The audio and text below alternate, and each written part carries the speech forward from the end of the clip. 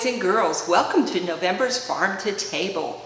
If you recall, in September we talked about gardens and gardeners and how we planted different seeds and we tried green peppers and carrots. Then last month we talked about orchards and the fruits that grow there, and we talked specifically about apples. This month we are going to a different farming community, and that farming community takes place in a vineyard, okay? And the farmer that works that is actually called a vintner. And the plant that they raise and they care for is called a vine or vines in the vineyard. Now there are a lot of different things that grow on vines. So I would like you to hit the pause button for just a second and try to think of other things that grow on vines. Awesome. I am sure you thought of some great things that you've grown in your garden that grow on vines. Today we're going to specifically talk about grapes. And there are over 10,000 varieties of grapes in the world. And we're going to talk about a few different things that grapes grow in clusters, okay, or bunches. And a really cool thing about grapes when we harvest them, sometimes they're just left on the ground to dehydrate. And remember last month we talked about dehydration and making apple slices? Well, guess what? Grapes, when dehydrated, become raisins. And just to remind all of you, all of our farmers need the same things. They need rainwater, they need sunshine, they need good soil, and they need the farmers to care for them. Okay, boys and girls, we have been learning about this great big word. John, are you able to read that? Ingredients. Ingredients. That's a great big word with 11 letters. And sometimes it's hard to figure out what that word is. But it's very important because on every box or package or bottle that you get, the ingredients are listed as to what is inside there. Okay, so we're going to have a little bit of fun. This is a little quiz, and what we're going to do is we're going to first of all find the ingredients label, and then we're going to try to find the label that has the answer to the questions. Janelle, would you like to read our first one?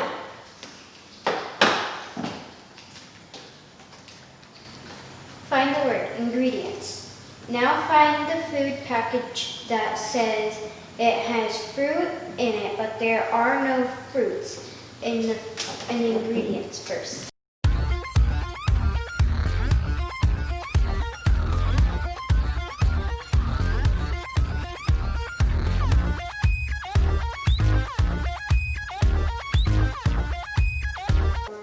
Let me ask you, have you seen strawberry anywhere on that list? No.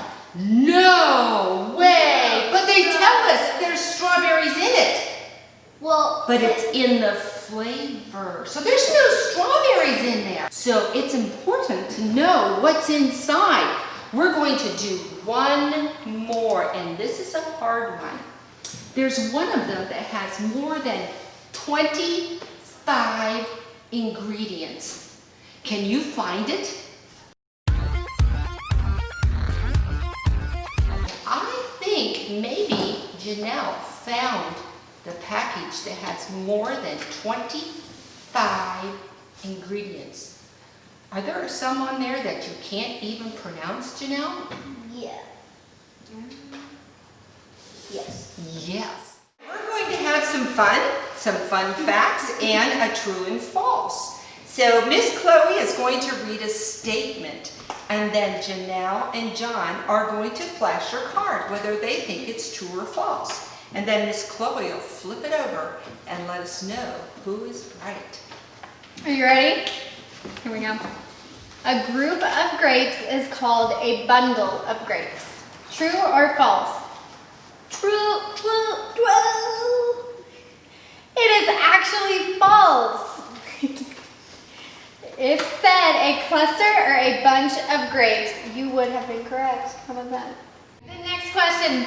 It is grapes have been around for over 8,000 years.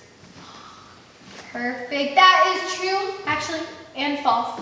This is a trick question. It's believed grapes grew wild and have been around for 65 million years. However, farmers have been growing them for only 8,000.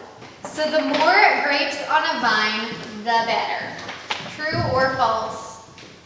You think it's true? What do you think? True? It is actually false. It is so important to cut back or prune the flowers. Change mine like this. This allows the healthy vines to grow higher quality grapes. Ancient Rome often used grapes as money to buy things and pay taxes. True or false? Almost stuff fell off. Romans traded grapes, olives, and grains. They traded weapons, pottery, jewelry, and tools as a way to buy and sell things. How cool is that? Next question. The white wax you see on grapes is sprayed on to make them last longer in the grocery store. What do you think? False. False? True. True. However, Little John is correct this time. It is false. So the white wax you see is called bloom. It is produced naturally by the grapes themselves, and it's nature's way of reducing moisture loss. Those squiggly things found on grapevines are called tendrils. True? True? You are both right. So a tendril are very important to the growth of grapevines because vines are climbers and they need the tendrils to coil around the branches. Dehydrated grapes are called prunes. True or false? Dehydrated grapes. Sorry. You are exactly right. So prunes are actually dried plums and raisins are dried grapes. When planting a grapevine, it can take up to 4 years before you actually have grapes you can eat. True? It is true. If you want your grapevines to get plenty of sunshine, water, and good care from you, the first edible grapes, ones that are big enough and sweet enough to eat, they should be ready in 3 to 4 years. Okay, here we go. There are over 10,000 types of grapes that have been identified throughout the world. True or false? True? True? Okay, here we go. Let's find out. It is true. So over 10,000 types of grapes have been identified around the world and are being developed on a regular basis. All right, here we go. Grapes are 80% water and provide very little health benefits. You think it's true? You think it's true too? Here we go. Let's find out. You can turn that now. It is true and false. So it's another trick question because grapes are 80% water, but that doesn't mean they are not good for you. They are very rich in several vitamins and minerals.